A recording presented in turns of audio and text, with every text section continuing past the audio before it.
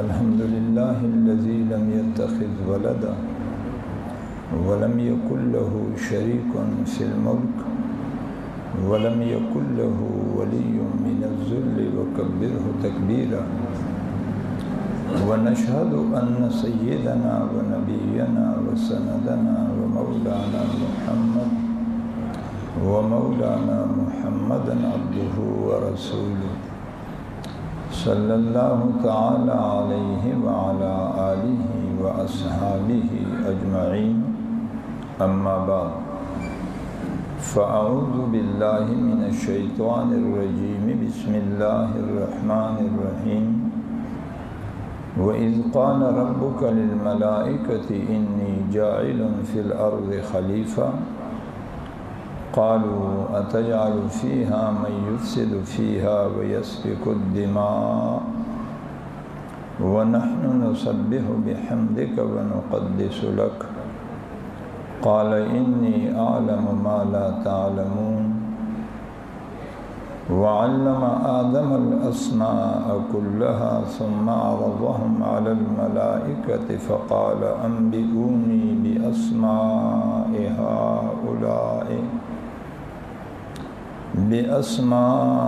هؤلاء إن كنتم صادقين سبحان ربك رب العزة عما يصفون وسلام على المرسلين والحمد للہ رب العالمین۔ ساتھی ذوق اور شوق سے بآواز بلند ایک بار درود شریف پڑھ لیں۔ اللہم صلی علی سیدنا و مولانا محمد وعلی آل سیدنا و مولانا محمد وبارک وسلم وصلی علیہ۔ معزز سامعین اور عزیز دوستو، یہ سورہ بقرہ کی غالباً 19 نمبر پتہ نہیں کون سی 29 نمبر آیت 30 نمبر 30-31 جو میں نے آپ کے سامنے تلاوت کی، آگے اور بھی اسی کے ساتھ اور آیاتیں ملی ہوئی ہیں۔ اس میں اللہ تبارک و تعالیٰ 3-4 باتیں سمجھا رہے ہیں، جس میں سے میرا مقصود صرف 2 باتوں کا آپ کو سمجھانا ہے، باقی ضمناً اگر کوئی بات آ گئی تو اس کو انشاءاللہ لے لیں گے۔ 2 باتیں اللہ تبارک و تعالیٰ یہاں سمجھا رہے ہیں۔ پہلی چیز تو ہم اور آپ یہ سمجھے کہ اس کائنات میں فرشتوں سمیت جتنی مخلوق کو اللہ تبارک و تعالیٰ نے پیدا کیا ہے تو ان کی ڈیوٹی ایک ہے۔ کتنی ہے؟ ایک۔ اور ان میں سے اکثر مخلوق کی ڈیوٹیاں جو انہیں عطا کی گئی ہے وہ تکوینی ہے، تشریعی نہیں ہے، یعنی غیر اختیاری ہے، اختیاری نہیں ہے۔ آپ سمجھ رہے ہو؟ انسان اور جنات ان کی ڈیوٹی تشریعی ہے اور اختیاری ہے۔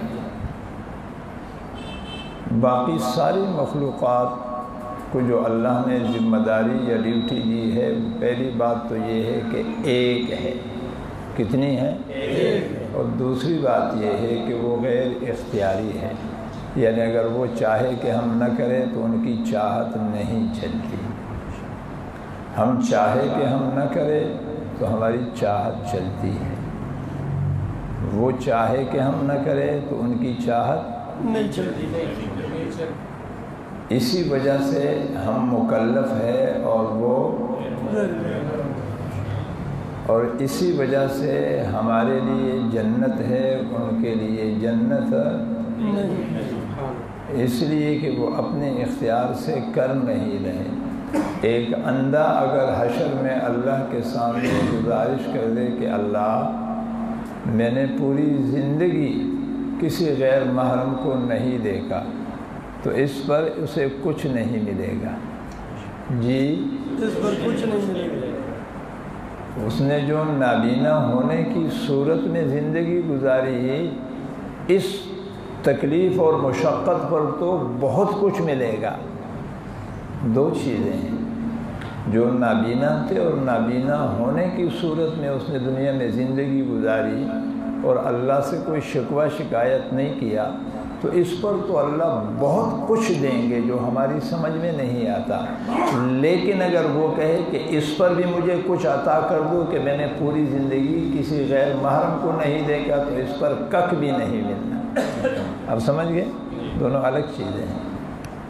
اس لیے کہ اس کا کسی غیر محرم کی طرف نہ دیکھنا، نظر کا نہ جانا یا نہ اٹھنا، یہ غیر اختیاری ہے جی۔ اور جو بینا ہے ہماری طرح، دیکھیں نا، وہ ساری زندگی کسی غیر کو نہیں دیکھا۔ بولے میرے ساتھ، بولے بولے بولے بولے۔ نابینا نے لیکن اسے کک نہیں ملنا، اس لیے کہ غیر اختیاری۔ آپ کو آپ کی حیثیت بتلانے لگا، وہ غیر اختیاری ہے۔ لیکن جو بینا ہے اس کی اگر نظر اٹھ جائے، بولے، اور اٹھتے ہی وہ سمجھ جائے کہ اچھا نہیں ہوا، جیسے ہی وہ نظروں کو جھکاتا ہے تو اللہ کی رحمت کی نگاہ بھی اس کی طرف جھک جاتی ہے۔ ایک پلک جھپک میں جیسے ہی نظر اٹھ گئی اور اٹھتے ہی محسوس ہوا اس نے نگاہوں کو نیچے کر لیا، آواز آتی ہے میں تیرے سینے کو نور سے بھر لوں گا۔ جیسے ہی نظر اٹھ گئی اور اٹھتے ہوئے محسوس ہوا اس نے نظروں کو جھکایا، تو حدیث پاک میں آتا ہے کہ اللہ پاک اس آدمی کے ایمان کو حلاوت ایمان عطا فرما دیتے ہیں۔ یا رسول اللہ صلی اللہ علیہ وسلم، یہ حلاوت ایمان کیا چیز ہے؟ کہا 100 سال عالم اور 100 سال عابد، اسے یہ یقین نہیں ہے کہ اس کی موت ایمان پر آئے گی، لیکن جس ایمان کو حلاوت مل گئی اس کو موت ایمان پر آئے گی۔ اور یہ 1 سیکنڈ کا مسئلہ ہے۔ وجہ یہ ہے کہ اختیاری ہے۔ وجہ کیا ہے؟ غیر اختیاری اور اختیاری میں یہ فرق ہے۔ تو یہ جو میں نے آیتیں پڑھی، اس کی ابتدائی آیت میں نے صرف آپ کے سامنے 2 باتیں رکھنی ہیں کہ فرشتوں سمیت سارے مخلوق کی ڈیوٹی ایک ہے۔ فرشتوں سمیت سارے مخلوق کی ڈیوٹی ایک ہے، اور حضرت انسان کی ڈیوٹی 2۔ جو ساری مخلوق کی ڈیوٹی ہے فرشتوں سمیت، ہوشیار ہو کے دیتا کرو، ناظرین و سامعین بھی بالکل متوجہ ہو گئے۔ پوائنٹ آگے پیچھے چلا گیا تو پھر سمجھنے بات نہیں آئے گی، مشکل ہو جائے گا، بڑی باریک باتیں ہوتی ہیں۔ فرشتوں سمیت سارے مخلوق کی ڈیوٹی ایک، حضرت انسان کی ڈیوٹیاں 2۔ اب وہ جو سارے مخلوق کی ڈیوٹی ہے اور فرشتوں کی ڈیوٹی ہے، وہ ڈیوٹی انسان کے لیے مجاز ہے، یہ جو دوسری ڈیوٹی ہے یہ انسانوں کے لیے حقیقت ہے۔ وہ جو فرشتوں کو ڈیوٹی دی ہے وہ ڈیوٹی میرے لیے اعلیٰ نہیں، اور یہ جو دوسری ڈیوٹی مجھے دی ہے وہ میرے لیے جو فرشتوں کو نہیں عطا ہوئی، وہ میرے لیے پہلی ڈیوٹی سے بھی اعلیٰ ہے۔ کیا مطلب؟ آپ نہیں سمجھے، میں سمجھانے لگا۔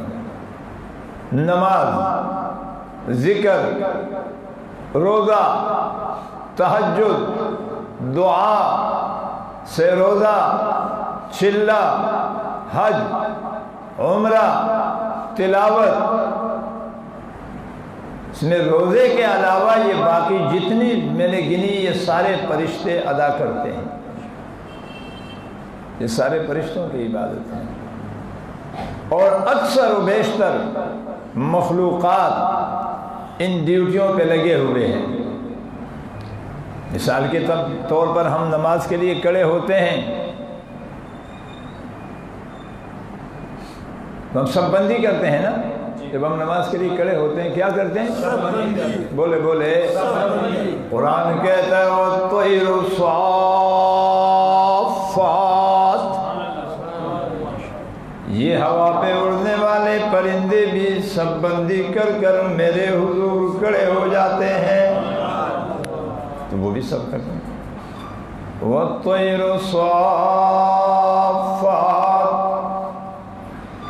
تو پھر میرے اور طیر کے اندر فرق کیا ہوا؟ میں اشرف، میرے لیے جنت، میرے لیے اللہ کی رضا، یہ ساری کائنات ان پرندوں سمیت میرے لیے، میں کائنات میں کسی کے لیے نہیں سوائے اس کے، یہ پورا کائنات تو میرے لیے ہے، سب بندی تو وہ بھی کرتے ہیں، تو اگر میرا مقصود بھی وہی ہوا تو میرے خیال میں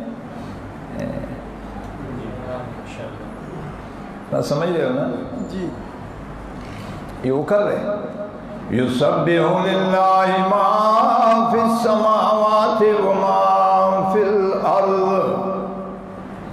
ساتوں آسمان اور آسمانوں میں جتنی مخلوق ہے، ساتوں زمین اور زمینوں میں جتنی مخلوق ہے، میری تسبیح پڑھتے ہیں اور کرتے ہیں جی۔ یہ ساری کائنات ہے، میری تسبیح کرتا ہوں، وہ بھی نماز پڑھتے ہیں، میں بھی نماز پڑھتا ہوں، وہ بھی تسبیح کرتے ہیں، میری تسبیح کرتے ہیں، فرق تو نہیں ہوا۔ یہاں بھی فرشتوں نے کہا نحن نسبح بحمدک ونقدس لک، اللہ آدم کی پیدائش کی حاجت ہی کیا ہے؟ نحن نسبح، کیا ہمارے تسبیح میں کمی ہے؟ کیا ہمارے ذکر میں کمی ہے؟ کیا ہمارے سجدے اور رکوع آپ کو پسند نہیں؟ پھر کس لیے پیدا کر رہے ہو؟ تو رب العالمین نے جواب میں ارشاد فرمایا قال انی اعلم ما لا تعلمون، میں نے انہیں سجدے اور رکوع کے لیے پیدا نہیں کیا، یہ بھول بیٹھے ہیں، میں نے انہیں تسبیح اور ذکر کے لیے دنیا میں نہیں بھیجا، یہ بھول گئے ہیں۔ ان کی ڈیوٹی صفے باندھ کر نماز پڑھنا نہیں، بلکہ صفے باندھ کر نماز پڑھنے کے ذریعے سے وہ روح اجاگر کرنا ہے جس سے معاشرے میں خوشبو پھیلتی ہے۔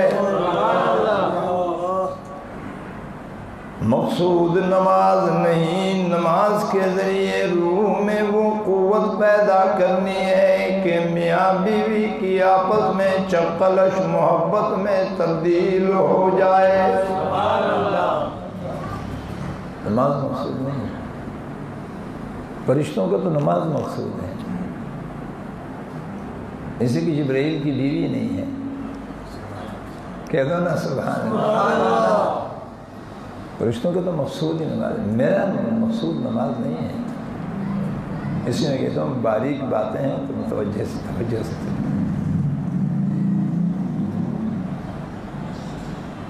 میں اکثر کہا کرتا ہوں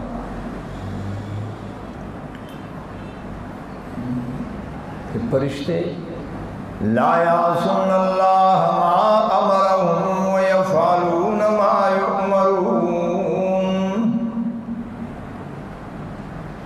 معصوم تین قسم کے ہیں جی، معصومین کی قسمیں تین ہیں، یہ باقی جی ہاں انبیاء معصوم، چھوٹے بچے معصوم اور فرشتے معصوم، لیکن انبیاء اور چھوٹے بچوں کی معصومیت مقصود ہے، فرشتوں کی معصومیت مقصود نہیں ہے۔ ویسے مخ کہہ رہا تھا، آگے چلیے۔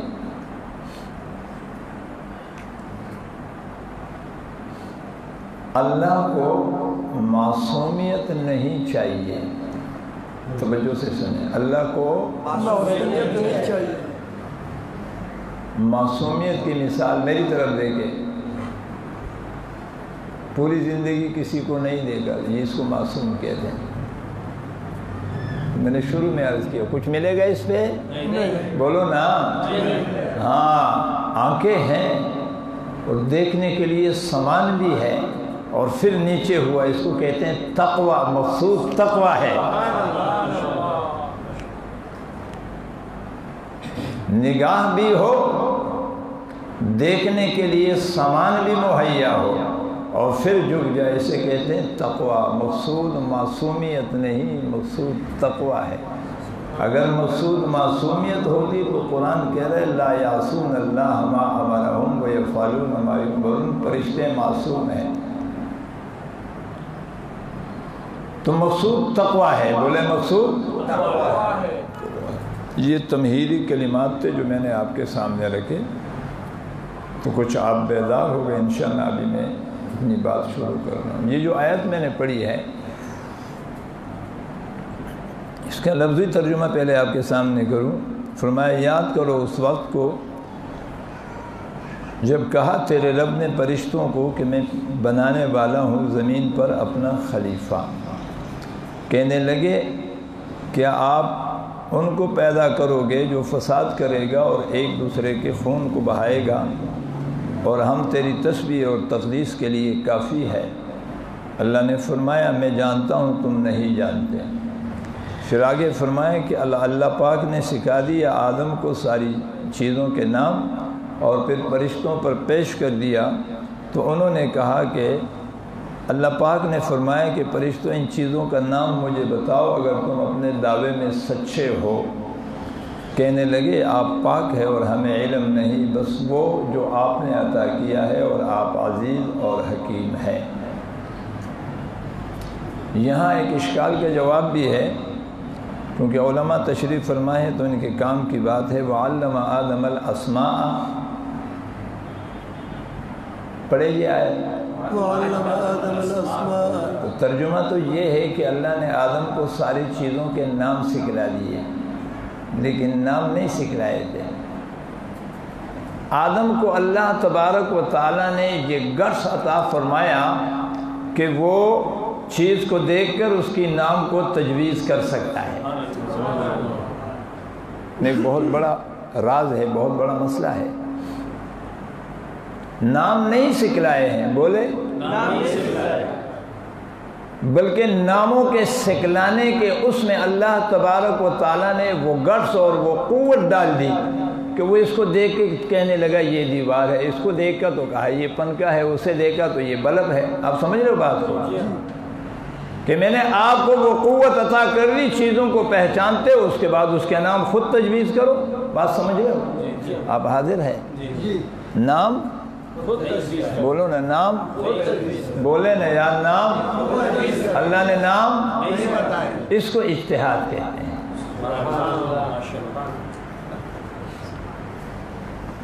کہ کسی چیز سے خود کوئی چیز استنباط کرنا، اس کو اجتہاد کہتے ہیں۔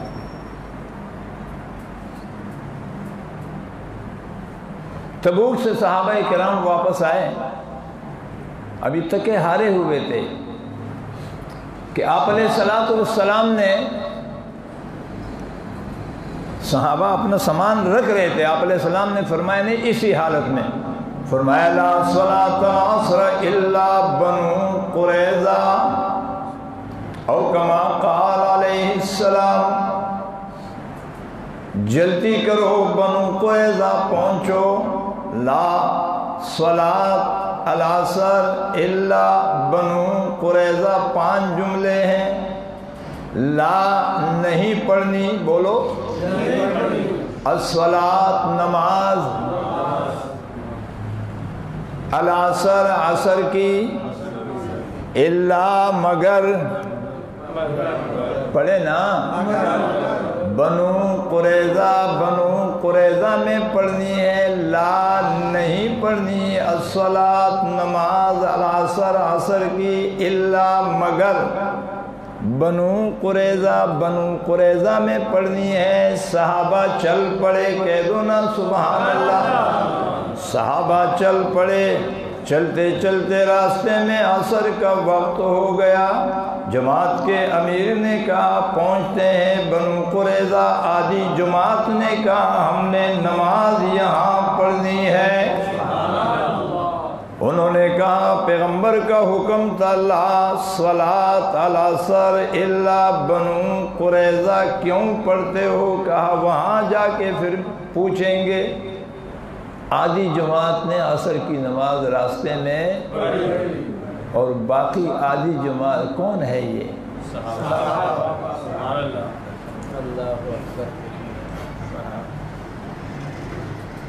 خواہ مخواہ کے لوگوں نے جھگڑے بنائے ہوئے ہیں۔ یہ جو موسم ہے یہ ان جھگڑوں کا متحمل نہیں ہے، تو صاف صاف باتیں ہیں۔ یہ تو خانقاہ ہے، اس میں اس طرح کی چیزیں میں بہت کوشش کرتا ہوں، لیکن پھر بھی بعض وقت وہ نا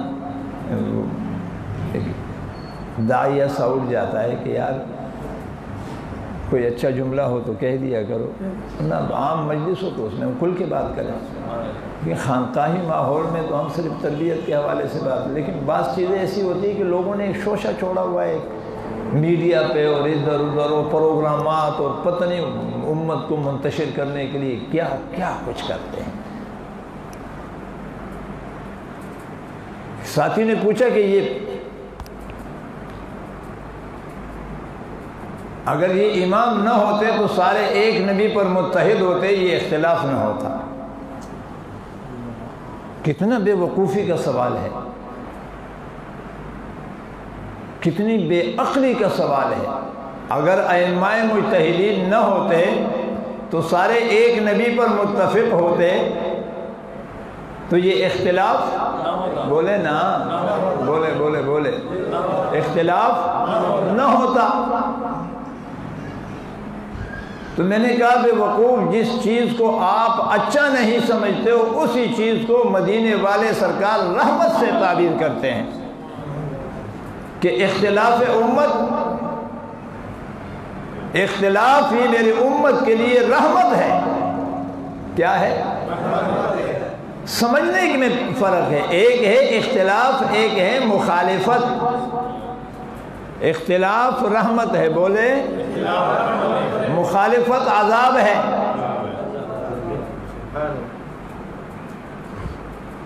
اختلاف صحابہ میں رہا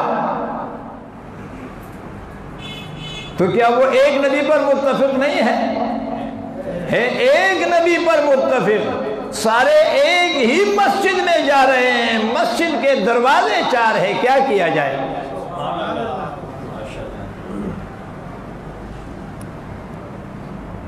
یار یہ سارے دروازے بند کر کے اگر ایک ہی دروازے پر سب کا اتفاق ہو جائے تو کتنا اچھا ہوگا۔ بھائی چار دروازے ہیں، آنے والوں کو آسانی ہے۔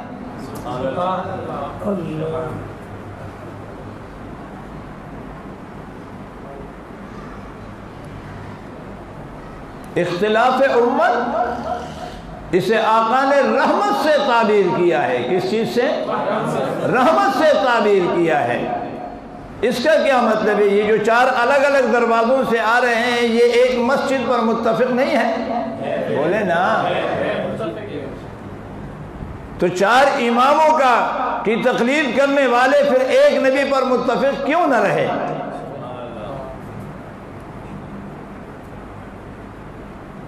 یہ جو ائمہ کے راستے ہیں یہ سبیل ہے، سبل جس کو کہتے ہیں، اور آقا وہ سبیل ہے، کہہ دو نا سبحان اللہ۔ آقا سبیل ہے، ہائی وے ہے۔ والذین جاہدوا فینا لنہدینہم سبلنا۔ اس ہائی وے تک جانے کے لیے بلدیہ والے یہاں سے چلتے ہیں، نیو کراچی والے وہاں سے چلتے ہیں، لانڈی والے وہاں سے چلتے ہیں، کیماڑی والے وہاں سے چلتے ہیں، ان سب کا ہائی وے پر اتفاق ہے، راستہ الگ الگ ہے، پہنچنا تو ہائی وے پر ہے۔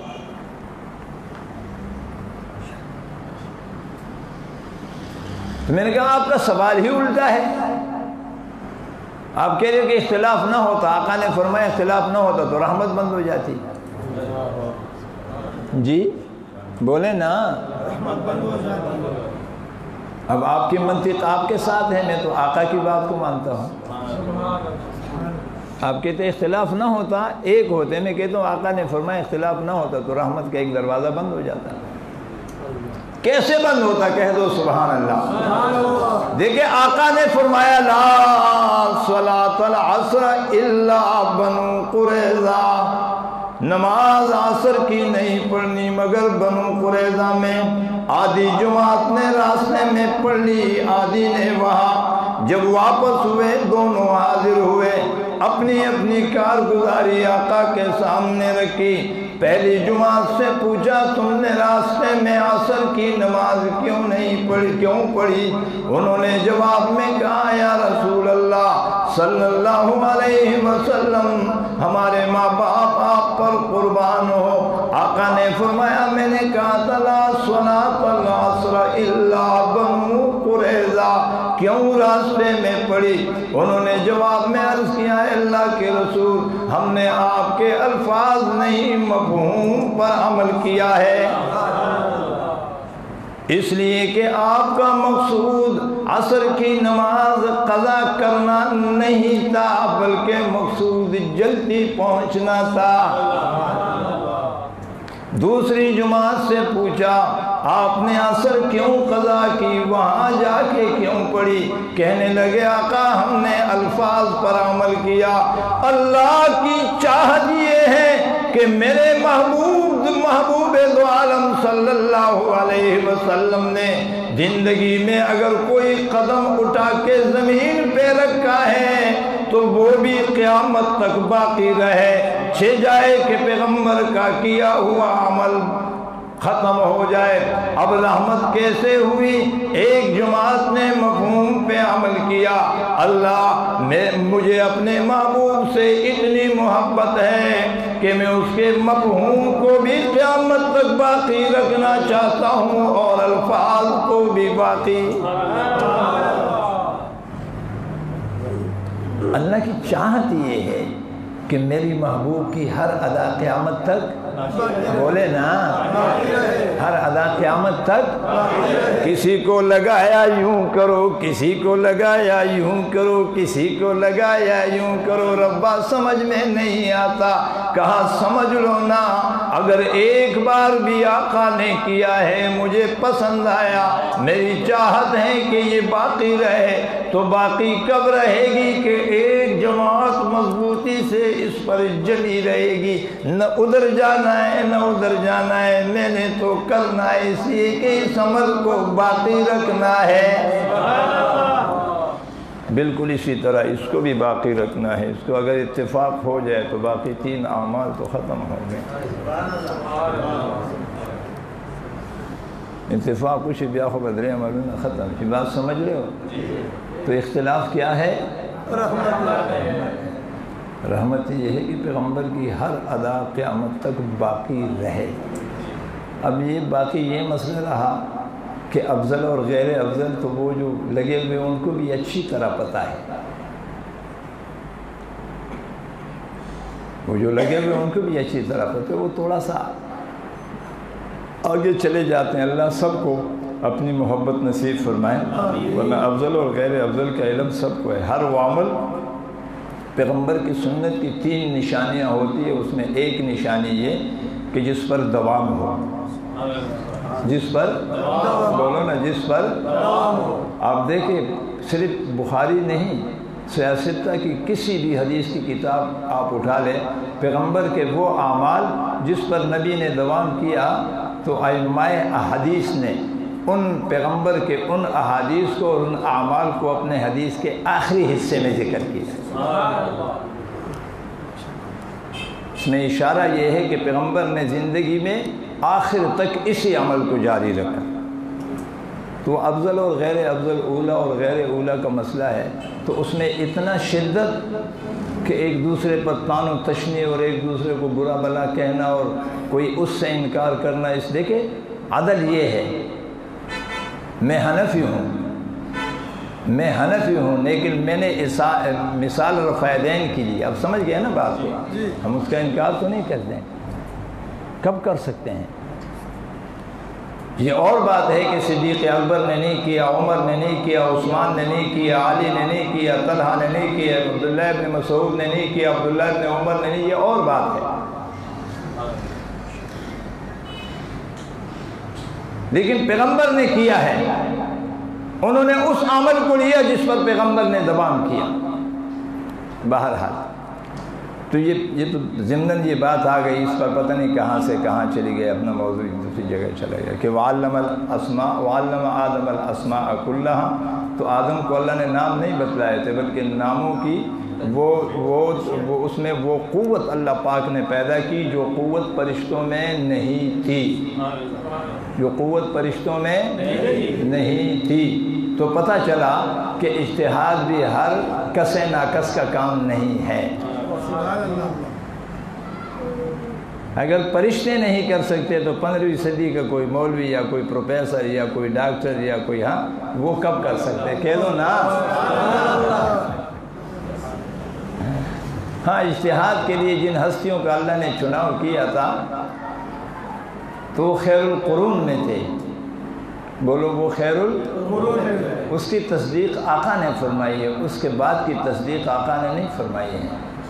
آقا نے جن 3 زمانوں کی تصدیق فرمائی ہے وہی ہمارے لیے رہبر و رہنما ہے۔ اس کے بعد والے زمانوں میں اگر کوئی تبدل و تغیر ہوا ہے تو وہ نہیں۔ لیکن یہاں بھی ایک نقطہ عرض کر دوں، بعض لوگ میرے اس جملے سے بھی فائدہ لیتے ہوئے آپ سے پوچھیں گے یا واٹس ایپ پہ میسج بھیجیں گے کہ اگر بعد والے زمانوں کا اس طرح کا کوئی چیز قابل قبول نہیں ہے تو آپ نے یہ خانقاہ کیسے بنایا؟ نہیں سمجھے بات کو؟ جی بولے نا، آپ نے یہ خانقاہ کیسے بنائی؟ تو ہم زیادہ چھیڑ چھاڑ نہیں کرتے، بالکل مختصر اختصار کے ساتھ چلتے۔ میں کہوں گا آپ مولوی ہیں، ہاں تو آپ نے یہ 8 سالہ کورس کہاں سے نکالا؟ کہہ دو نا سبحان اللہ۔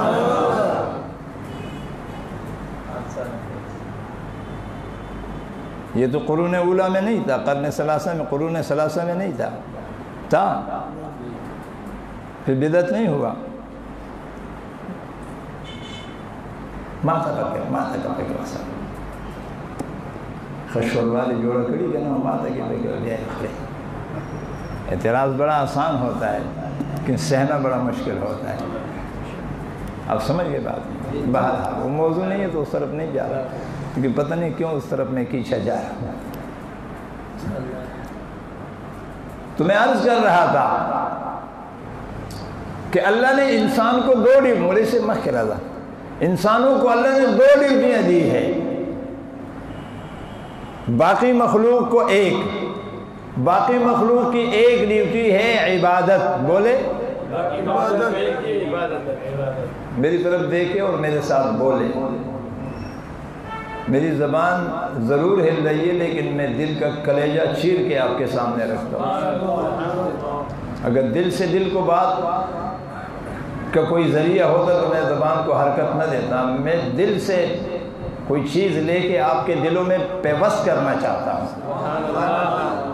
یہ کانوں کی چاشنی تو کبھی کبھی آپ کے ذوق کو دیکھ کر میں کرتا ہوں کہ بور نہ ہو جائے، مگر نہ ہم نے کیے 20-25 سال کیے، بس ہو گیا۔ کبھی کبھی آپ کے چہروں کو دیکھتا ہوں ذرا بجھے ہوئے ہوتے ہیں تو میں کہتا ہوں کیوں نہ شبنم کے قطرے پڑ جائے تاکہ کھل جائے۔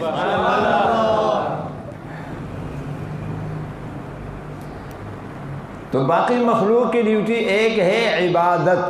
بولے بولے حضرت انسان کی ڈیوٹی 2 ہے، عبادت اور خلافت۔ عبادت اور خلافت۔ اس کی اصل ڈیوٹی خلافت ہے، عبادت خلافت کے لیے معین و مددگار ہے۔ کہہ دو سبحان اللہ۔ باقی مخلوق کی اصل ڈیوٹی عبادت ہے، انسانوں کی اصل ڈیوٹی خلافت ہے، عبادت خلافت کے لیے معین و مددگار ہے۔ اب تھوڑا سا اس کو کھولتے ہیں۔ خلیفہ اپنے قائم مقام کے اصول و طرز پر چلتا ہے۔ گورنر سندھ اگر دورے پہ چلا جائے اور اپنی جگہ کسی قائم مقام کو کسی خلیفہ کو بٹھا دے تو اس کا کام بھی بولے نا، وزیر اعلیٰ اگر چلا جائے اور اپنی جگہ کسی کو بٹھا دے تو اس کی ڈیوٹی بھی، خلیفہ اس کو کہتے ہیں جو اپنے اصل کے اصول اور ضوابط کو لے کر اور اس زمانے میں جو منہج چلا ہو راستہ، اسی راستے پر اس کام کو لے کے آگے چلے، وہ خلیفہ ہوتا ہے۔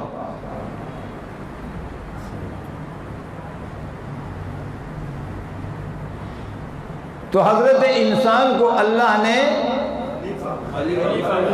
کس کا خلیفہ بنایا؟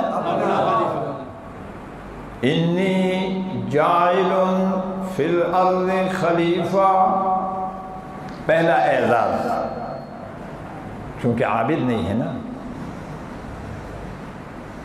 خلیفہ ہے۔ فرشتے عابد ہیں، فرشتے ساری مخلوق عابد ہیں۔ آسمان بنا ایک نہیں، 7، کتنے؟ 7 بڑے بڑے۔ انتم اشد خلقا ام السماء بناها رفع سمكها وعطش ليلها واخرج ضحاها۔ اللہ انتم، مجھے اور آپ کو کیا کہا جائے؟ انتم اشد خلقا، کیا آپ بڑی مضبوط مخلوق ہو، یا ام السماء بناها، یا آسمان مضبوط ہے؟ تم تو آسمان کے مقابلے میں اتنے ہو، زمین کے مقابلے میں اتنے ہو، دریاؤں کے مقابلے میں اتنے ہو، جنگلات کے مقابلے میں اتنے ہو، تمہاری حیثیت کیا ہے؟ لیکن تمہیں جو سٹار لگا گیا ہے نا، خلافت کا، کس چیز کا؟ خلافت کا، بولو نا، خلافت کا۔ تو آسمان و زمین نہیں، آسمان میں رہنے والے، گردش کرنے والے فرشتے بھی تمہارے قدموں کے نیچے اپنے پر بچھاتے ہیں، اس لیے کہ تمہیں سٹار لگا ہے۔ ہو تو تم بڑے کمزور، اگر ایک آدمی کرنل ہو جسم کا بڑا کمزور ہو، دوسرا آدمی غیر کرنل ہو بڑا تکڑا تازہ ہو، لیکن اس کو جو سٹار لگا ہوتا ہے نا، اس کی بڑی ویلیو ہوتی ہے۔ میرے دوستو، آپ کو جو خلافت کا سٹار لگا ہوا ہے نا، آپ کی بڑی ویلیو ہے۔ یہ اور بات ہے کہ آپ نے وہ سٹار والا کرتا قمیص سے اتار دیا ہے، جس پہ سٹار رب نے لگایا تھا، آپ نے وہ بیچ کیا، وہ پورا قمیص ہی اتار دیا ہے۔ اور جب تک وہ سٹار نظر آتا تھا نا، روم والوں کو نظر آتا تھا نا سٹار، وہ سٹار کو دیکھ کے نا، کسریٰ کو سٹار نظر آیا تو کپ کپانے لگے۔ بیت المقدس کی چابیاں لینے کے لیے جب عبیدہ بن جراح آگے بڑھے، چونکہ آپ بالکل سیدنا عمر کے مشابہ تھے، آپ کی شکل و صورت بالکل عمر کی طرح تھی، آپ کی توجہ ہے؟ جی ہاں، آپ کی شکل و صورت بالکل عمر کی طرح تھی رضی اللہ تعالیٰ عنہ۔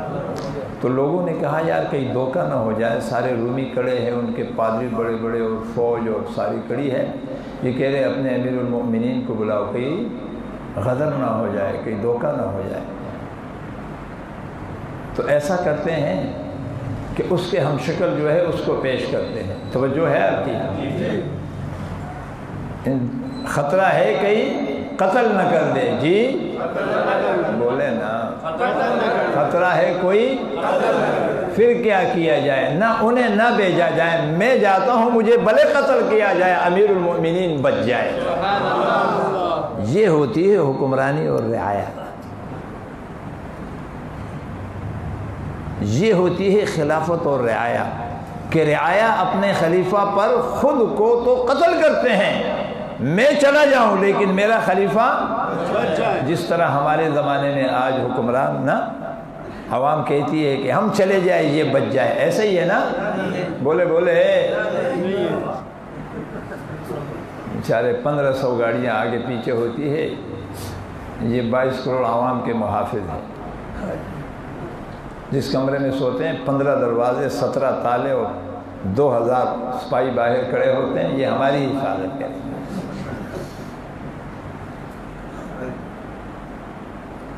فرمایا روم میں ایک سفیر بھیجا، جاؤ سیدنا عمر امیر المومنین کے حالات معلوم کرو اور اگر موقع ملے تو قتل کرو۔ مدینہ الرسول پہنچے، پتہ چلا کہ وہ صحرا میں کسی قبرستان کے کنارے لیٹے ہوئے ہیں۔ یہ وہ صحرا پہنچے، دیکھا ایک آدمی زمین پہ لیٹا ہوا ہے، نہیں، وہ بیت المال کے اونٹ چرا رہے تھے۔ جی، جس طرح آج ہمارے حکمران بیت المال کی ریل گاڑیاں اور پی آئی اے چلا رہی ہے، وہ بھی چلا رہی ہے۔ بیت المال کے اونٹ چلا رہے تھے۔ یہ بڑا ہوشیار آدمی تھا، رومی۔ اس نے کہا یہ درخت بڑا گنا ہے، سایہ بڑا ٹھنڈا ہے، یہ امیر المومنین تکنے کے بعد اس کے نیچے آئے گا۔ تلوار نکالی اور درخت کے اوپر چھپ کے بیٹھ گیا۔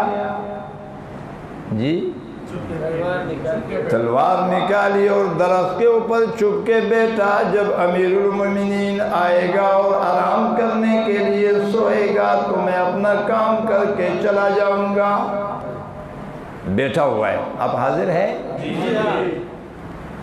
میں سٹار کی بات کر رہا تھا۔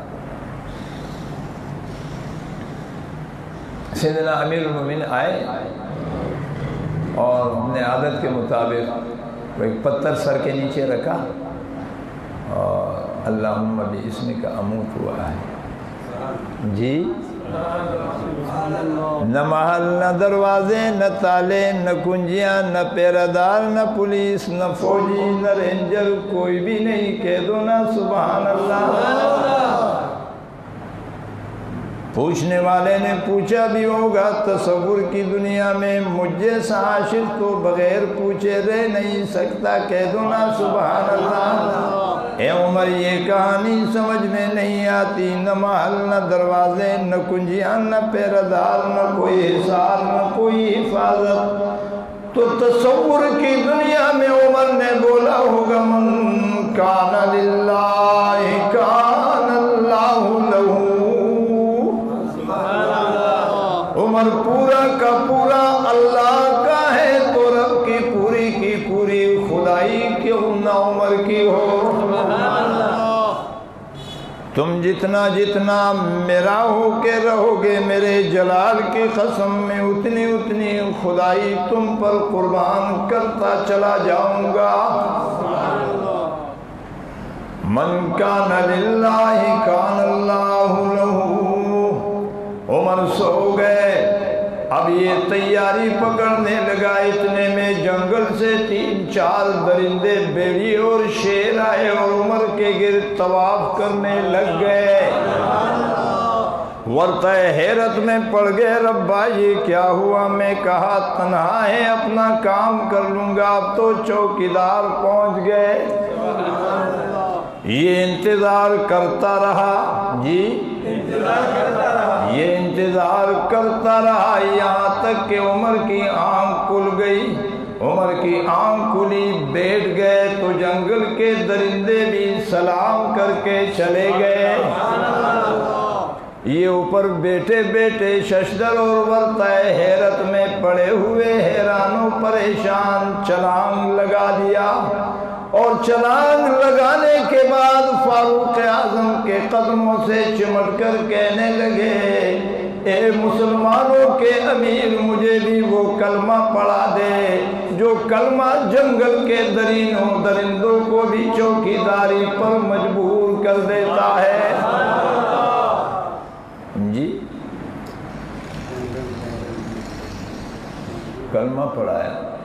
جی، کلمہ پڑھایا۔ بڑا عجیب سوال۔ کامل المؤمنین اب حاضر ہے؟ حاضر رہو۔ کامل المؤمنین کیا جنگل کا شیر بھی تیری بات مانتا ہے؟ بھائی کہہ دو سبحان اللہ۔ کیا جنگل کا شیر بھی تیری بات مانتا ہے؟ اس نے کہا اے رومی تجھے پتہ نہیں جنگل کا شیر کیا بات کرتے ہو، میری بات تو وہ شیر خدا علی بھی مانتا ہے۔ جہاں میں آگے ہوتا ہوں تو وہ شیر خدا میرے پیچھے ہوتا ہے، کہہ دو نا سبحان اللہ۔ جنگل کے شیروں کی بات کرتے ہو، میں تو جسے رب نے شیر کہا ہے وہ بھی میری بات مانتا ہے۔ سبحان اللہ۔ کیا یہ بات کیا ہے؟ کہا مجھے نہیں، میرے سٹار کو دیکھ کر یہ سارا معاملہ ہو رہا ہے۔ تاسوس پر کتابوں نے کہتا سٹار لیدرے دے، میں حکیم اختر شاہ سے کبھی کبھی جذبات میں آ کے کہتے ہو ظالم ہو یہ میری گفتگو فرشی ہے یا عرشی ہے؟ تو اگر فرشی نہیں عرشی ہے تو اب تو مان لو۔ یہ جو میں کہہ رہا ہوں یہ کوئی سٹڈی کی باتیں ہیں، یہ مطالعے کی باتیں ہیں۔ اللہ کی قسم لاکھوں کتابیں چھان لو یہ جملے نہیں ملیں گے، لاکھوں تقاریر دیکھ لو ایک جملہ اس میں نہیں ملے گا۔ یہ عطائے الہی ہوتا ہے،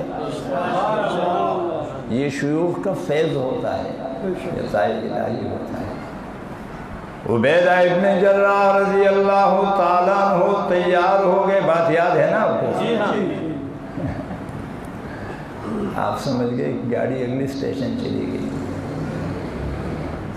پچھلی اسٹیشن پہ ابھی چائے کے لیے اترے ہوئے لوگ ان کا انتظار ہو رہا ہے۔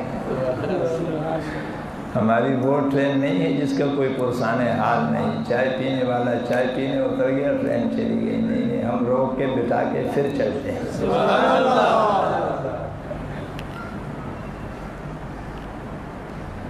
عبیدہ ابن جراح رضی اللہ تعالیٰ عنہ مشورہ ہوا کہ یہ جناب سیدنا عمر کے مشابہ ہیں، اس کو پیش کرتے ہیں۔ آپ کی توجہ ہے؟ فرمایا جب عبیدہ آگے بڑھے وہاں رومیوں نے اور عیسائیوں پادریوں نے اپنے کتابوں کو کھولا، ایک ایک چیز دیکھتے تھے اور عبیدہ کو دیکھتے، یہاں دیکھا وہاں دیکھا، تو بار بار دیکھنے کے بعد بتایا کہ نانا اس سٹار پر گرد و غبار ہے، وہ سٹار تو بڑا چمکدار ہے۔ لگتے تو اس طرح ہے لیکن یہ سٹار پر گرد و غبار ہے، وہ جو سٹار ہے نا وہ تو بڑا چمکدار ہے۔ کہاں اسے چابیاں نہیں دی جائے گی؟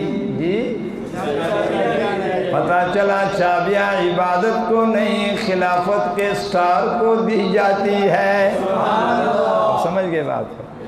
عابد تو عبیدہ بھی تھے لیکن خلافت میں کم تھے، کہہ دو نا سبحان اللہ۔ عبادت میں تو سوا لیکن خلافت میں عمر ذرا سا بڑے ہوئے تھے، تو جو خلافت میں اعلیٰ ہوگا سٹار اتنا چمکدار ہوگا۔ تو دو ڈیوٹیاں ہیں ہماری، ایک عبادت، بولے ایک عبادت، دوسری خلافت تو سمجھ گئے نا، خلیفہ کس کو کہتے ہیں؟ جو اپنے اصل کے راستے پہ چلے۔ آپ حاضر ہیں؟ جی۔ خلیفہ کس کو کہتے ہیں؟ جو اپنے اصل کے، اگر وہ اس راستے پہ نہیں چلے تو یہ خلیفہ نہیں ہے۔ پھر کیا ہوتا ہے کہ خلافت واپس اور اعلان کیا جاتا ہے کہ اب اس سے ہمارا کوئی تعلق نہیں، ایسے ہی ہوتا ہے نا۔ سنیے ذرا پھر یہ جملہ آگے تھوڑی دیر کے بعد عرض کروں گے۔ تو ہم کس کے خلیفہ ہیں؟ توجہ ہے آپ کی نا؟ حاضر رہے میری طرف دیکھے، ہم کس کے خلیفہ ہیں؟ بولے بولے ہم کس کے خلیفہ ہیں؟ اللہ دن میں کتنی نمازیں پڑھتا ہے؟ روزے کتنے رکھتا ہے؟ حج اور عمرے کتنے کرتا ہے؟ سے روزے اور چلے؟ رات کو تہجد؟ دعائیں کتنی مانگتا ہے؟ ہم کس کے خلیفہ ہیں؟ جی، تو خلیفہ تو اس کو کہتے ہیں جو اصل کے راستے پہ چلے۔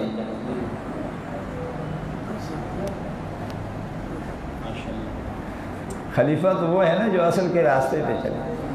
تو پھر ہم نماز کیوں پڑھتے ہیں؟ کہنے بچڑا دیکھیں، پھر ہم نماز کیوں پڑھتے ہیں؟ ہمارا جو اصل ہے وہ تو نماز نہیں پڑھتا، روزے، حج، عمرہ، رات کو تہجد، رونا دھونا۔ اللہ سمجھ میں بات نہیں آتی، خلیفہ بھی بنا دیا، جی، اور یہ بھی حکم دیا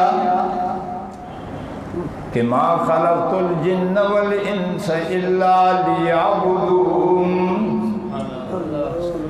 میں نے تمہیں پیدا نہیں کیا ہے انسانوں اور جناتوں اور انسانوں صرف عبادت کے لیے۔ لیکن عبداللہ ابن مسعود رضی اللہ تعالیٰ عنہ جو مفسر اعظم ہے، کون؟ ابن عباس رضی اللہ تعالیٰ عنہ کو مفسر اعظم کا لقب دینے والا ابن مسعود ہے، اور ابن مسعود کو یہ لقب آقا نے عطا فرمایا ہے۔ ابن مسعود کو مفسر عبداللہ ابن مسعود نے کہا ہے، لیکن عبداللہ ابن مسعود کو مفسر آقا نے فرمایا ہے۔ اور آقا نے فرمایا اگر کوئی بات عبداللہ ابن مسعود کو پسند ہو، کوئی مسئلہ وہ بتا دے تو یوں سمجھو کہ وہ مجھے پسند ہے، وہ میرا مسئلہ ہے۔ اور یہ اس وقت فرمایا تھا جب ہجرت نہیں، اس سے پہلے آپ علیہ السلام اور صدیق اکبر کہیں سے گزر رہے تھے تو بھوک اور پیاس نے ستایا۔ یہ عبداللہ ابن مسعود اس وقت کافر تھے، مسلمان نہیں تھے، کسی کے چرواہے تھے، بکریاں چرا رہے تھے۔ تو آقا نے دیکھا تو صدیق اکبر کو آقا نے فرمایا اس بچے کو بلاؤ، اس کو کہہ دو کوئی بکری لے آئے ہمیں تھوڑا دور۔ تو جب سے بلایا تو آپ علیہ السلام نے فرمایا کوئی بکری دودھ والی ہو تو لے آؤ، ہمیں پیاس بھی ہے اور بھوک بھی ہے۔ تو اس نے کہا میں مالک نہیں ہوں، میں ملازم ہوں، تو میں آپ کو نہیں دے سکتا۔ تو اس پر آپ نے فرمایا کہ آپ کی بکریوں میں کوئی ایسی بکری بھی ہے جس کی تنیں خشک ہو، تو اس میں مالک کا دودھ تو نہیں ہے، کہہ دو نا سبحان اللہ۔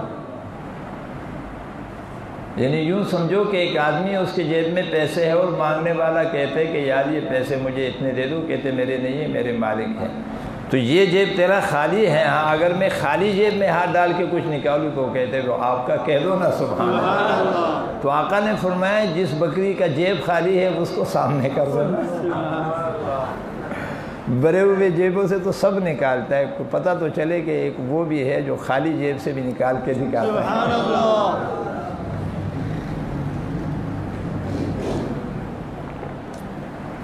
تو عبداللہ ابن مسعود ایک بکری لیا جو بالکل خشک تھی، آپ علیہ السلام نے نا اس کے یوں پیٹھ پہ ہاتھ دیا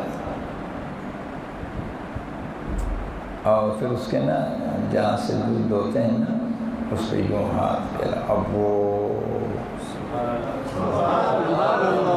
دودھ سے بھر گئی،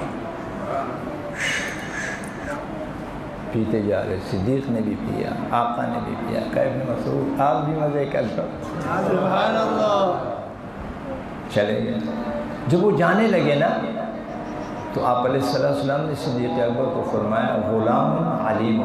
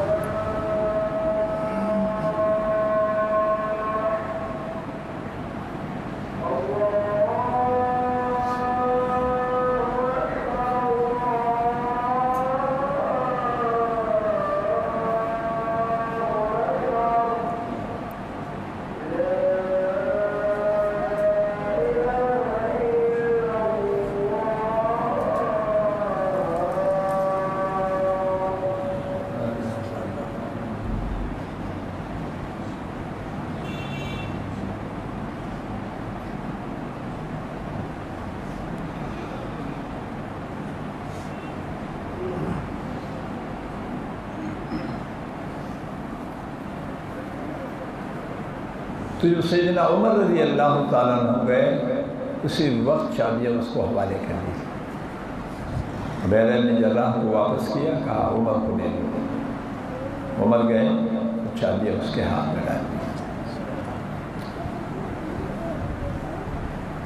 تو عبداللہ ابن مسعود رضی اللہ تعالیٰ جب جانے لگے, ابھی مسلمان نہیں تھے, تو آپ علیہ السلام نے فرمایا غلام علیم, یہ بچہ بڑا علم والا ہے, بڑا فقیہ بچہ ہے.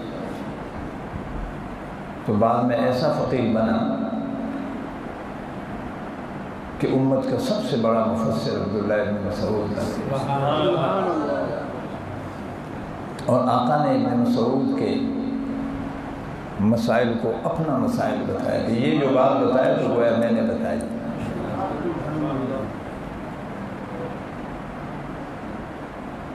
بعض احادیث میں آپ دیکھیں گے عبداللہ ابن عمر راوی ہوں گے, بعض احادیث میں ابو ہریرہ راوی ہوں گے, بعض احادیث میں عبداللہ ابن مسعود راوی ہوں گے.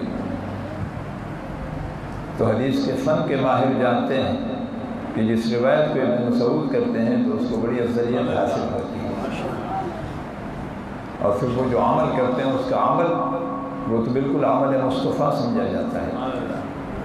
بہرحال تو میں عرض کر رہا تھا, دو ڈیوٹیاں ہیں, ایک عبادت ایک خلافت. باقی مخلوق کی ڈیوٹی عبادت ہے, انسان کی ڈیوٹی ایک عبادت ایک خلافت. یہ جس کا خلیفہ ہے اس کا اصل کوئی عبادت نہیں کرتا, خلافت کرتا ہے. کہہ دو سبحان اللہ. لیکن خلیفہ کو عبادت کا حکم بھی ہے, اس کی وجہ بات بالکل مختصر کر رہا ہوں. ابھی تک آپ میری تمہید کو سمجھ گئے, 1 منٹ میں بات سمجھ میں آ جائے گی انشاءاللہ. اللہ نماز نہیں پڑھتا, روزہ نہیں رکھتا, حج و عمرہ نہیں کرتا, سے روزہ چلا, تہجد دعا نہیں کر رہا, کوئی اس طرح کا کوئی عمل نہیں کرتا, تو پھر کرتا کیا ہے؟ اللہ معاف کرتے ہیں. جی بولے نا, ابھی معاف کر دی, ابھی پھر نافرمانی ہو گئی. جی اور پھر نافرمانی ہو گئی, بولو نا, اور پھر ہو گئی.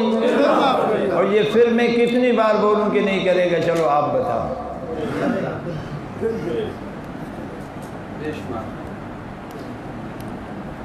یا ابن آدم لو ذنوبک عنان السماء, اے آدم کے بیٹے, اگر آپ کی نافرمانیاں زمین کے سینے کو برتے برتے آسمان کے دامن تک پہنچ جائے اور ایک بار کہہ دو معاف کر دے, میرے جلال کی قسم معاف کر دوں گا.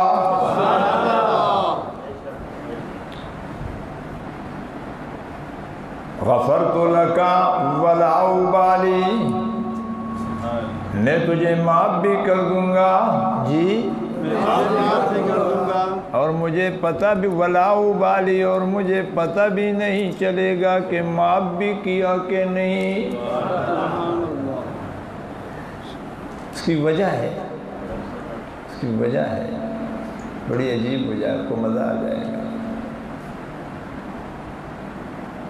آپ نے دیکھا ہوگا سائنسی دور ہے, یہ پہاڑوں کو جب ہٹاتے ہیں تو اس میں بارود برتے ہیں, تو بارود کا ایک دھماکہ ہو جاتا ہے اور بڑے بڑے پہاڑ, بولو نا, ریزہ ریزہ ہو جاتے ہیں. بارود کے دھماکے سے پہاڑ, بڑے بڑے پہاڑ, اتنا بارود رکا, دھماکہ ہوا. اللہ پاک فرماتے ہیں جس طرح بڑے بڑے پہاڑ بارود کے ایک ٹکڑے سے اڑ جاتے ہیں, میری غفاریت کا بارود کا ایک ذرہ ساری کائنات کے گناہوں کے پہاڑوں کو اڑا دیتا ہے. ولا ابالی, یہ ولا ابالی کیوں کہا یہ سمجھا, اس لیے یہ تحقیق میری ہے. جو اگلا جملہ تھا یہ شاہ صاحب کا تھا, کہہ دو سبحان اللہ. جو اب کہہ رہا ہوں یہ میرا ہے. معاف کرنے میں لاابالی, کوئی پریشانی نہیں. اللہ سمجھ میں بات نہیں آتی, آواز آتی ہے سمجھ جاؤ. وہ سائنسدان بارود کے جس ٹکڑے کو پہاڑ کے اندر رکھ کر پہاڑ کو اڑاتا ہے وہ ٹکڑا بھی ختم ہو جاتا ہے، اگلے پہاڑ کے لیے دوسرا بارود چاہیے اور تیسرے کے لیے تیسرا۔ میرے جلال کی قسم، میری غفاریت کا وہ ذرہ جو کائنات کے ابتدا سے معاف کرتا چلا آ رہا ہے، قیامت تک معاف کرتا رہے گا اور وہ ذرہ بھی باقی رہے گا، مجھے کوئی اثر ہی نہیں پڑتا۔ غفاریت کے جس ذرے سے میں نے اربوں انسانوں کو معاف کر لیا، وہ بارود کا ٹکڑا تو چلا گیا لیکن میری غفاریت کا ذرہ باقی ہے۔ ما ينفذ ما عندكم ينفذ وما عند الله باق۔ جو تمہارا بارود ہے وہ لگاتے جاؤ، پہاڑوں کو اڑاتے جاؤ اور بارود کو بھی ختم کراتے جاؤ، اس لیے کہ ما عندکم ينفذ، تمہارا بارود ختم ہوگا، وما عند اللہ باقی ہے اور باقی رہے گا۔ تو اس لیے مجھے معاف کرنے میں کوئی پریشانی نہیں، بولو نا، مجھے معاف کرنے میں کوئی پریشانی نہیں۔ تو اللہ کی ڈیوٹی ہے معاف کرنا، جی بولو نا، معاف کرنا، اللہ کی ڈیوٹی انی جاعل کرتا رہے گا تو خلافت کا سٹال بھی لگا رہے گا، اور جب تو نے میرے کام کو چھوڑ دیا تو انسان تو ہوگا لیکن خلیفہ نہیں، تو جب خلیفہ نہیں میں سٹار اتار دوں گا تو گلی کوچوں میں عام انسانوں کی طرح رہو گے، کوئی تجھے سلوٹ کرنے والا نہیں ہوگا۔ سبحان اللہ۔ اور جب خلافت کا سٹار لگا رہے گا تو جنگل کا درندہ بھی آتے جاتے سلام کرتے آتا جاتا رہے گا۔ تو میری ڈیوٹی ہے معاف کرنا، میری ڈیوٹی ہے معاف کرنا، بس صرف اس ایک کو کھول کے بس کرتا ہوں، اور مولوی عثمان سے عرض کرتا ہوں وہ یہ کہ اب اس عذاب سے اللہ نے میری جان چھڑائی، یہ صدیوں سے میری ایک اشتہار تھی، میں نے سلیم کو کہا خدا کے لیے اس عذاب سے میری جان چھڑا۔ دن میں 3 درس ہوتے، 1.5 گھنٹے، تو 4 گھنٹے وہ کان میرے ایسے ہو جاتے، پھر رات بھر اس کو ایسے کرتا ہوں، ایسے کرتا ہوں، آسے نہ لگا دیکھی بھی آسی تو رات بھر پیسی میں کبھی تیل لگاتا ہوں، کبھی واسے، اس کو میں نے خدا کے لیے ترس کہا مجھے یہ لا کے دے دو۔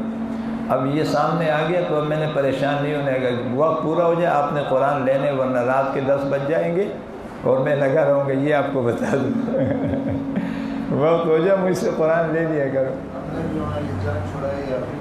شکر ہے یہ میرے لیے جہاں جاتا ہوں نا، جب اس کو دیکھتا ہوں نا، بس میں آدھی تقریر میری ادھر ہی ختم ہو جاتی ہے۔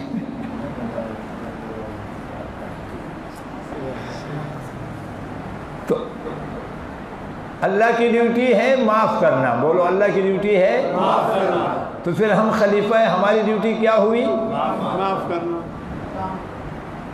بیوی کو معاف کرنا، بیٹے کو معاف کرنا، بیٹی کو معاف کرنا، بھتیجے کو معاف کرنا، بانجے کو، معاف کرنا، اگر میں ساس ہوں تو بہو کو، معاف کرنا، اگر میں نندو ہوں تو بابی کو، معاف کرنا، اگر میں جیٹھ ہوں تو دیورانی کو، اگر میں بڑا ہوں تو چھوٹے کو، معاف کرنا، اگر میں شیخ ہوں تو اپنے مریدوں کو، معاف کرنا، استاد ہوں تو شاگردوں کو، معاف کرنا، نبی ہوں تو امتی کو، معاف کرنا، اس لیے کہ میں اللہ ہوں تو بندوں کو معاف کرتا ہوں۔ اگر تو خلیفہ ہے تو تیری ڈیوٹی اصلی بھی نمبر 1 پر معاف کرنا رہے گا۔ اللہ کب تک معاف کرتا رہوں؟ فرمایا جب تک تجھے معافی کی چاہت ہو۔ اللہ کتنے گناہ معاف کر دوں؟ فرمایا جتنے اپنے معاف کرانا چاہتے ہو۔ جی اتنے معاف کراؤ، اگر اپنے اور نہیں معاف کرانا چاہتے ہیں کوئی نہ کرو۔ کیا خیال ہے؟ ہماری تو معافی میں باقی ہے نا؟ کہ پوری ہو گئی ہے؟ باقی ہے نا، تو معاف کرنا بھی باقی ہے۔ یہ ہوگی ڈیوٹی۔ تو یا اللہ پھر یہ نماز، روزہ، تلاوت، سے روزہ، چلہ، حج اور عمرہ یہ کس لیے؟ فرمایا میں مالک الملک ہوں، میں کھلاتا ہوں، کھاتا نہیں، پلاتا ہوں، پیتا نہیں، سلاتا ہوں، سوتا نہیں، لٹاتا ہوں، لیٹتا نہیں، چلاتا ہوں، چلتا نہیں، بٹاتا ہوں، بیٹھتا نہیں، کہہ دو نا سبحان اللہ۔ اور تمہیں ان ساری چیزوں کی حاجت ہے، تمہیں ان ساری چیزوں کی بولو نا، تمہیں ان ساری چیزوں کی حاجت، تو تم ایک مرتبہ معاف کر کے جب دوبارہ معاف کرتے ہو تو حلیہ بگاڑتے ہو، جب سے تیسری مرتبہ معاف کرتے ہو تو غصہ آتا ہے، اور چوتھی مرتبہ تو کہہ ہی دیتے ہو کہ کتنی بار معاف کروں گا۔ تو تمہاری روحانی قوت تھوڑی دیر میں جواب دے دیتی ہے، میں نے تمہیں عبادتیں اس لیے دی ہے کہ بار بار تمہیں روحانی قوت ملتی رہے اور تم معاف کرتے رہو۔ یہ تمہاری عبادتیں تمہاری خلافت کے لیے معین و مددگار ہے کہ اس سے تمہاری خلافت کی گاڑی، گویا یہ تمہاری خلافت کی گاڑی کا فیول ہے۔ فیول اصل نہیں ہوتا ہے، جی کہہ دو نا، فیول اصل نہیں ہوتا۔ حضرت موسیٰ کلیم طور پہنچ کر پوچھتے ہیں رب العالمین موسیٰ کلیم میرے لیے کیا کرتے ہو؟ فرمایا ربا نماز تیرے لیے، جی نماز تیرے لیے، روزہ تیرے لیے، حج و عمرہ تیرے لیے، راتوں کو اٹھنا تیرے لیے۔ رب العالمین نے فرمایا نا نا نا نا موسیٰ یہ سارا کچھ تو تیرے لیے ہے، جی تیرے لیے، ہاں صرف استاد پارے میں میرے لیے تو کچھ بھی نہیں کیے، یہ سارا کچھ تو تیرے لیے، تو نے اپنے لیے کیے۔ اِنْ أَحْسَنْتُمْ أَحْسَنْتُمْ لِأَنفُسِكُمْ، تو اپنے لیے کر رہے ہیں۔ وَإِنْ أَسَأْتُمْ فَلَهَا، یہ سارا کچھ تو اپنے لیے کر رہا ہے۔ روتے ہوئے کہنے لگے ربا تو آپ کے لیے کیا ہے؟ فرمایا پیش دلانے والے کو معاف کرنا وہ میرے لیے ہے، بھوکے کو کھانا کھلانا وہ میرے لیے ہے، پیاسے کو پانی پلانا وہ میرے لیے ہے، کسی کے غم میں شریک ہونا وہ میرے لیے ہے۔ انی جاعل فی الارض خلیفہ، آج ہم نے یہ سمجھا نحن نسبح بحمدک ونقدس لک، اے بھولے ہوئے انسان یہ ڈیوٹی تیری نہیں، یہ تو فرشتوں کی ہے، جی یہ تو فرشتوں کی ہے۔ پہلے دن سے انہوں نے کہا تھا کہ یہ ہماری ڈیوٹی ہے، تم اپنی ڈیوٹی سنبھالو اور ہمیں اپنا کام کرنے دو۔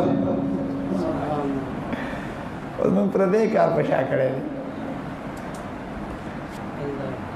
رات میں نے ایک درس میں کہا، میں نے کہا عجوبہ ہے، اللہ کو نماز سے نہیں نمازی سے محبت ہے، مجھے نماز سے محبت، اللہ کو روزے سے نہیں روزہ دار سے محبت ہے، مجھے روزے سے، اللہ کو حج سے نہیں حاجی سے محبت ہے، مجھے حج سے، اللہ کو عمرے سے نہیں معتمر سے محبت ہے، مجھے عمرے سے محبت ہے، اللہ کو بیت اللہ سے نہیں عبداللہ سے محبت ہے، مجھے بیت اللہ سے محبت ہے۔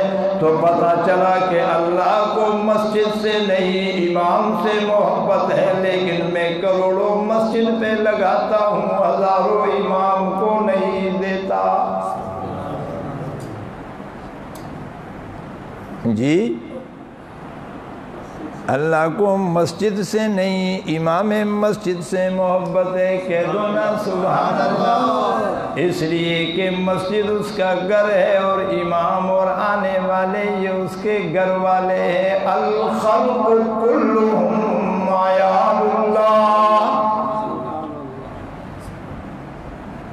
جی کچھ سمجھ گئے نا؟ جی جی ہم کیا ہے؟ خلیفہ۔ ہم کیا ہے؟ خلیفہ۔ ہم کیا ہے؟ ہم کیا ہے؟ خلیفہ۔ اور یہ مخلوق ساری اللہ کا کنبہ ہے، اللہ کا کنبہ ہے۔ تو اللہ پاک فرماتے جس طرح میں اپنے کنبے کا دھیان رکھتا ہوں تو یہ ڈیوٹی آپ کی ہو گئی، آپ بھی دھیان رکھنا۔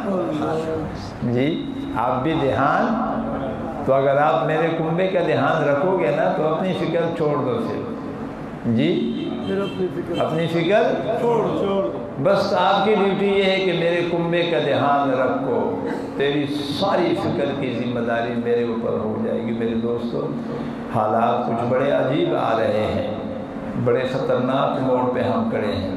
اس وقت بھی اگر ہم نے ہوش کے ناخن نہ لیے اور ہم نے دائیں بائیں کے فروعی اپنے اختلافات اور فروعی اپنے جھگڑے اور جمیلے دینی اعتبار سے ہو یا دنیوی اعتبار سے ہو، خاندانی اعتبار سے ہو، معاشرتی اعتبار سے ہو، جب تک ہم ان سب کو یعنی الجھنوں کو سلجھنے کی طرف نہیں لائیں گے نا تو اللہ کی رحمت ہمارا ساتھ نہیں دے گی۔ یاد رکھیں جس گھر میں میاں بیوی کا آپس میں تکرار ہوتا ہے اس گھر پر رحمت کا نزول بند ہوتا ہے۔ جس گھر میں ساس اور بہو کا تکرار چلتا ہے اس گھر پر رحمت کا نزول بند ہوتا ہے۔ جس گھر میں چچا اور بھتیجے اور ماموں اور بانجے اور اولاد اور ماں باپ یہ جو چیزیں ہوتی ہیں اس پر رحمت کا دروازہ بند ہوتا ہے۔ اسی کے رحمت کا دروازہ تو اللہ نے خلیفہ کے لیے رکھا ہے۔ جب یہ خلافت کا کام سر انجام دے گا تو اپنے جتنے بھی فروعی اختلافات ہیں اس کو بھی سائڈ کر وہ سب متحد ہو جاؤ لا الہ الا اللہ محمد رسول اللہ پر، اور یہ فروعی چیزیں چلتی ہے، وہ یوں ہے وہ یوں ہے وہ سارا چلتا ہے، اور اپنے گھروں کے معاشرتی اور انفرادی لڑائی اور جھگڑوں کو بھی سمیٹ لو، ختم کر لو۔ اس کے ختم ہونے کا بالکل آسان طریقہ یہ ہے کہ معاف کرنے والے بن جاؤ۔ جی معاف کرنے والے بن جاؤ، معاف کرنے والے بن جاؤ۔ تمہاری ڈیوٹی بھی یہی ہے، تمہارا رب بھی معاف کرتا ہے، تم بھی معاف کرنے والے بن جاؤ۔ تمہارے بگڑے ہوئے گھر بھی آباد ہو جائیں گے اور تمہارا بگڑا ہوا ماحول بھی آباد ہو جائے گا، اور تمہاری تلخ زندگی کو اللہ میٹھا بنا دیں گے۔ وآخر دعوانا الحمدللہ رب العالمین۔ اللہم صلی علی سیدنا و مولانا محمد وعلی آل سیدنا و مولانا محمد وبارک وسلم وصلی علیہ۔ میرے ساتھ ذکر کی کلمات پڑھتے جائے۔ بسم اللہ الرحمن الرحیم۔